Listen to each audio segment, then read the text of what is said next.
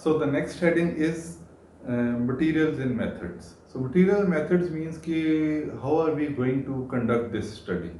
So ये material and methods हैं, the materials required and the methodology, how are you going to conduct this study, उसके सारे points आ जाते हैं. So material and methods is the main heading. उसके फिर आगे सब headings आती हैं and we are going to talk accordingly सब headings के हिसाब से हम अब बात करते जाएंगे और मैं आपको explain करता जाऊंगा कि किस सब heading में आपने क्या लिखते जाना है.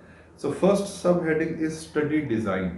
कि आपकी स्टडी का क्या डिज़ाइन है and we have already talked about it कि स्टडी डिज़ाइन में आपने अगर क्रॉस सेक्शनल डिस्क्रिप्टिव स्टडी है, रैंडमाइज कंट्रोल ट्रायल है, कोहॉर्ट स्टडी, जो भी स्टडी आपने सेलेक्ट की थी वो आपने इधर लिख देनी है कि जी this is the study design.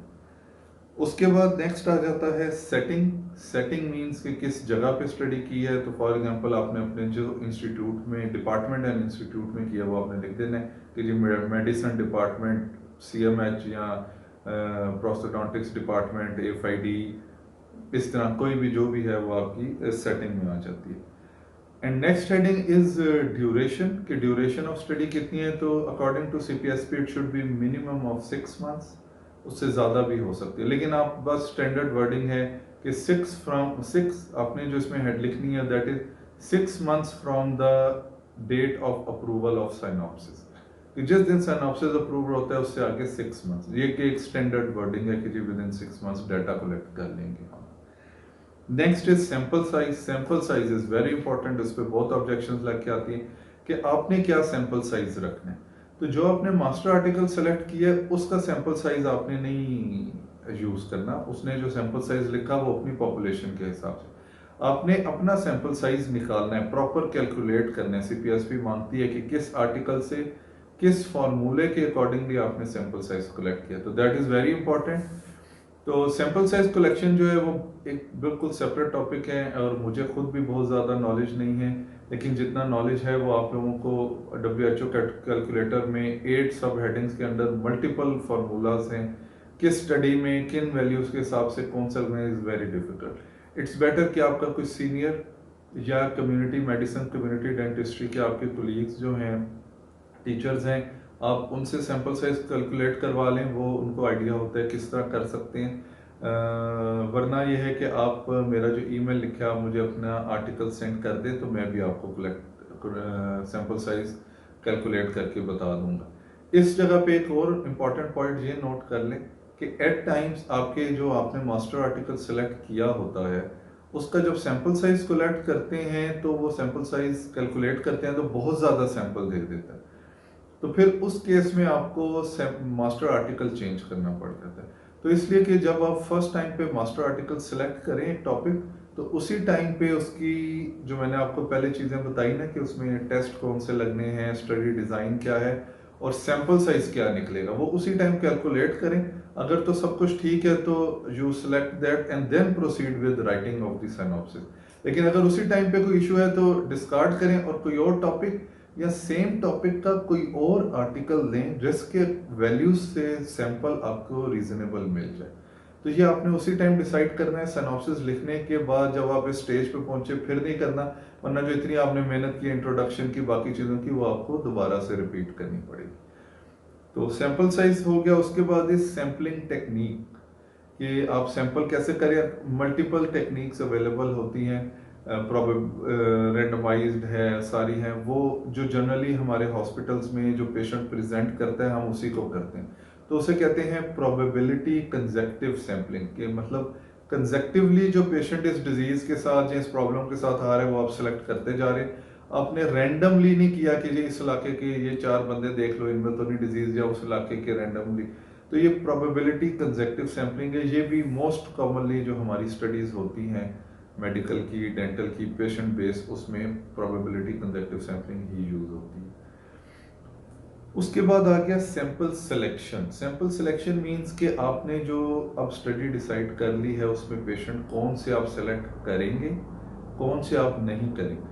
सब डायबिटिक्स को आप डायबिटिक नेफ्रोपैथी चेक करने के लिए नहीं इंक्लूड कर सकते और इसी तरह सब जिन्होंने डेंचर पहना हुआ है वो भी इंक्लूड नहीं हो सकते.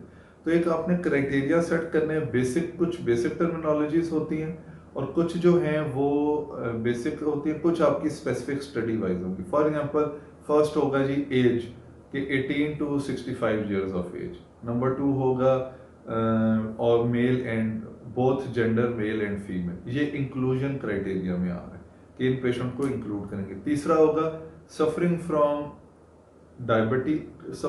डायबिटीज बट इज कंट्रोल्ड, और वो भी आप कहेंगे वेरीफाइड बाय डूइंग HB1AC, जिसका स्कोर लेस देन 7 होगा। 7 और लेस देन 7 होगा तो हम उसको स्टडी में इंक्लूड करेंगे, वो आप ये इंक्लूजन क्राइटेरिया में लिख देंगे। एंड फिर उसके आगे आएगा patients not suffering from any other disease, कि वो पेशेंट जो है वो किसी और डिजीज से सफर नहीं कर रहा, he is only suffering from diabetes. ये आ गया इंक्लूजन क्राइटेरिया। एक्सक्लूजन क्राइटेरिया में अब जो चीजें आपने इंक्लूजन क्राइटेरिया में लिख दी हैं वो एक्सक्लूजन क्राइटेरिया में आप नहीं लिखी। मतलब आपने उधर लिख दिया कि कंट्रोल डायबिटिक्स हैं जिनका HB1AC 7 और लेस होना चाहिए, इधर आप दोबारा नहीं लिखेंगे कि जी exclusion criteria patient suffering from diabetes with HB1AC value more than 7, वो नहीं लिखेंगे। जो इंक्लूजन में नहीं आया वो ऑटोमेटिकली एक्सक्लूजन में चला जाता है, तो उसको एक्सक्लूजन में, एक्सक्लूजन में आप वो चीज़ें लिखेंगे जो इंक्लूजन में नहीं लिखी, कि जी patient suffering from other systemic diseases, patient taking medications, patient on herbal medicine for diabetes, इस तरह की चीज़ें आप नहीं लिखेंगे, ताकि वो चीज़ें जो आपकी स्टडी को अफेक्ट कर सकती। फॉर एग्जाम्पल एक पेशेंट कंट्रोल डायबिटिक है लेकिन हर्बल मेडिसिन ले रहा है, आपको नहीं पता कि वो हर्बल मेडिसिन बॉडी में क्या अफेक्ट कर रही हैं। हो सकता है वो डायबिटिक नेफ्रोपैथी को प्रिवेंट कर रही हो या वो कॉज कर रही हो, तो वो आपकी स्टडी में एरर ऐड करेगा। तो इसलिए वो एक्सक्लूड कर दिया कि जो पेशेंट होम्योपैथिक और हर्बल मेडिसिन ले रहे हैं डायबिटीज का, वो एक्सक्लूडेड है। तो इस तरह आपका इंक्लूजन एंड एक्सक्लूजन क्राइटेरिया बन गया। सेम डेंटल वालों का है कि जी patient age group, gender, patient at least wearing RPD for more than 3 months, ये आपका इंक्लूजन क्राइटेरिया। एक्सक्लूजन में आएगा कि जी patient suffering from diabetes, hypertension, ये क्योंकि डायबिटीज में वैसे ही पेरिडोंटल हेल्थ कॉम्प्रोमाइज होती है, पेशेंट्स विद प्रेगनेंसी वगैरह, प्रेगनेंसी में भी होती है डायबिटिक जिंजाइवल हेल्थ कॉम्प्रोमाइज होती है, तो वो आपकी स्टडी में एरर डालेंगे, वो पेरिडोंटल हेल्थ कॉम्प्रोमाइज डायबिटीज की वजह से हुई है और आप उसको डेंचर में कंसिडर कर लेंगे, तो ये आपके exclusion criteria. Patient with missing teeth that have not been replaced with the RPD, कि एक आर्च में 2-3 दांतों पे उन्होंने RPD लगाया हुआ है, बाकी मिसिंग टीथ खाली पड़े हैं, तो वो भी एक्सक्लूड हो जाएगा पेशेंट। तो इस तरह आपका इंक्लूजन या एक्सक्लूजन क्राइटेरिया बनेगा, जो कि आपने हेडिंग दे के पॉइंट्स में लिखना है, inclusion and exclusion. Depending upon study 2-3 भी हो सकते हैं, 8-10 भी हो सकते हैं। So next is data collection procedure. इस हेडिंग में अब आपने पूरा फ्लो में जिस तरह पेशेंट आता है आपके पास और आप डाटा कलेक्ट करेंगे वो आपने लिखना है। जिसकी फर्स्ट आ जाएगी कि after the ethical approval has been taken from the institute, ये नंबर 1 है। नंबर 2 आएगा कि जी patient presented in the OPD and was suffering from diabetes was referred to the medicine department. फिर थर्ड पॉइंट आएगा कि पेशेंट मेडिसिन डिपार्टमेंट में आया और उसको बेसिक हिस्ट्री और एग्जामिनेशन से चेक किया कि कंट्रोल डायबिटीज़ है या नहीं, अगर तो इंक्लूजन क्राइटेरिया में फॉल करता है, that patient was selected for the study.